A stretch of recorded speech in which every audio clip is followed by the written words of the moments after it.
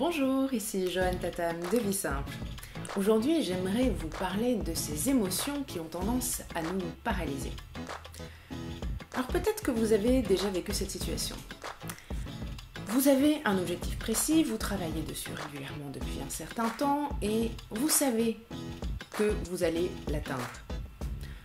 Vous avez vraiment atteint votre rythme de croisière, vous êtes enthousiaste, tout va bien, et puis patatras, la vie n'étant pas un long fleuve tranquille, un obstacle vient se mettre en travers de votre route.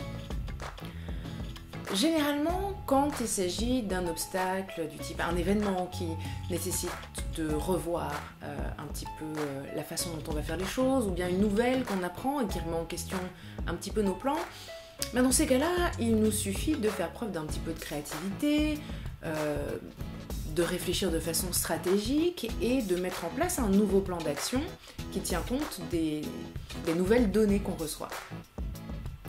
Mais il y a un cas dans lequel c'est bien plus difficile de faire face à un obstacle, c'est quand il s'agit des émotions négatives que les personnes autour de nous véhiculent. Alors quand je dis les personnes autour de nous, c'est notre environnement proche, la famille, les amis proches, mais ça peut être aussi les collègues ou des partenaires de travail ou simplement des gens avec lesquels on est en contact plus ou moins régulièrement. Et voilà, il peut s'agir de personnes qui ne croient pas en nous, en nos projets, ou de personnes qui sont négatives, pessimistes en permanence. Et ce type d'attitude, ce type d'énergie négative a véritablement un impact sur chacun d'entre nous. À des niveaux différents, bien sûr, mais ça a réellement un impact. Parce que quand on travaille à accomplir quelque chose, à atteindre un objectif, on a besoin d'être dans un état d'esprit particulier, un état d'esprit qui va nous permettre de réussir et de dépasser les obstacles facilement.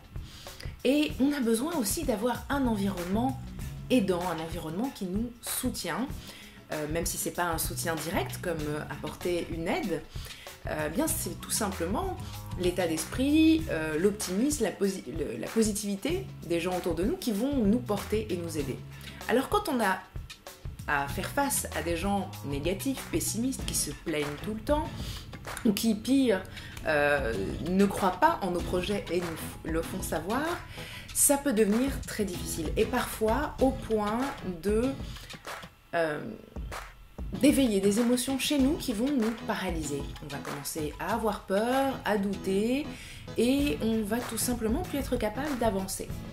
Alors la question c'est, mais comment on fait pour dépasser ce stade? Parce qu'on sait bien d'expérience que ce stade de paralysie, on finit par le dépasser, mais on aimerait bien le dépasser un petit peu plus vite parce que ça peut nous coûter quand même plusieurs heures, voire plusieurs jours d'efficacité, de continuité, de régularité dans ce qu'on met en œuvre.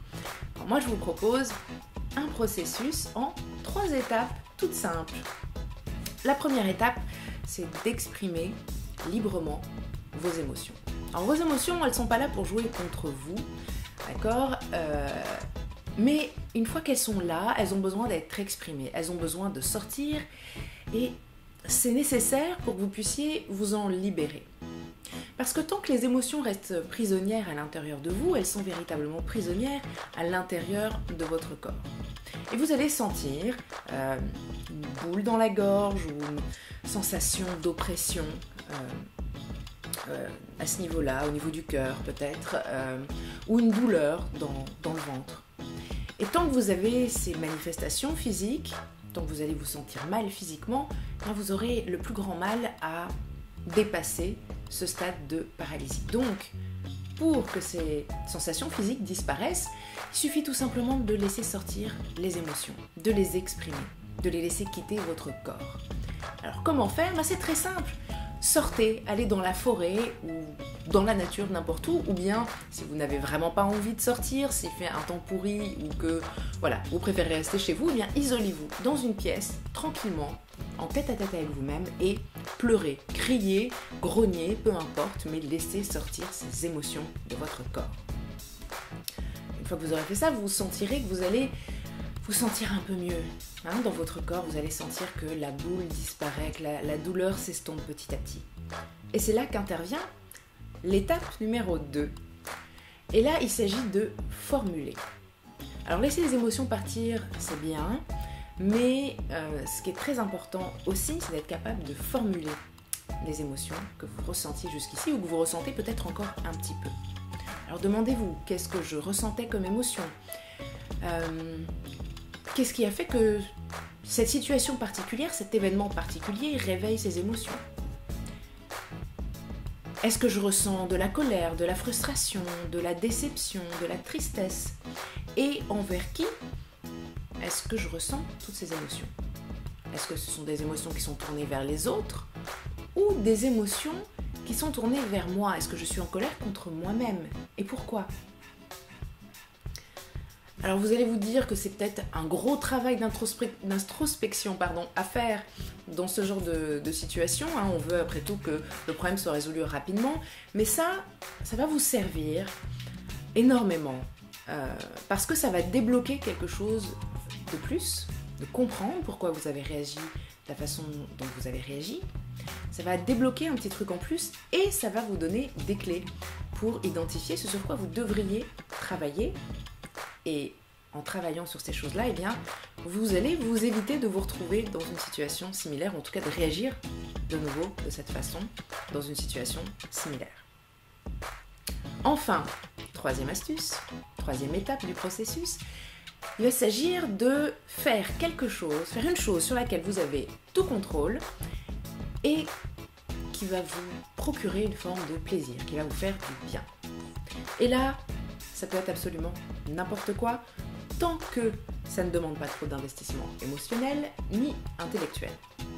Ça veut dire que vous pouvez très bien faire le ménage, vous pouvez très bien faire du rangement, mais vous pouvez aussi, par exemple, reprendre rapidement contact par email avec un partenaire avec lequel vous avez un projet.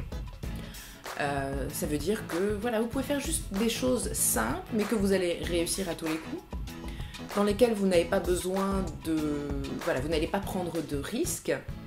Vous n'êtes donc pas engagé d'un point de vue émotionnel, ni trop engagé d'un point de vue intellectuel. C'est important aussi parce que, après avoir lâché un peu des émotions comme ça, et après avoir formulé quelles étaient ces émotions et pourquoi elles étaient là, vous êtes probablement un petit peu encore comme ça. Donc, ne forcez pas trop, mais faites des petites choses comme ça. Reprenez le contrôle. Et en faisant des choses simples que vous allez réussir, eh bien vous allez vous sentir mieux. Et à la fin de la journée, au lieu de vous dire « bon sang, mais avec tout ça, j'ai absolument rien fait de ma journée, j'avais prévu ça, ça, ça, et je n'ai rien fait », eh bien là, à la fin de la journée, vous allez pouvoir vous dire « bon, ok, cette journée s'est pas vraiment passée comme j'aurais voulu, mais j'ai quand même fait ça, ça et ça ». Voilà, eh bien c'est tout pour les conseils et les astuces du jour. J'espère que ça vous sera utile. Comme d'habitude, n'hésitez pas à me faire savoir ce que vous en avez pensé, si vous avez déjà utilisé une ou l'autre de ces étapes. Et partagez également avec moi, avec les autres, ce que vous faites, vous, personnellement, lorsque vous êtes paralysé à cause de vos émotions. Je vous laisse ici et je vous dis à très bientôt pour une prochaine vidéo.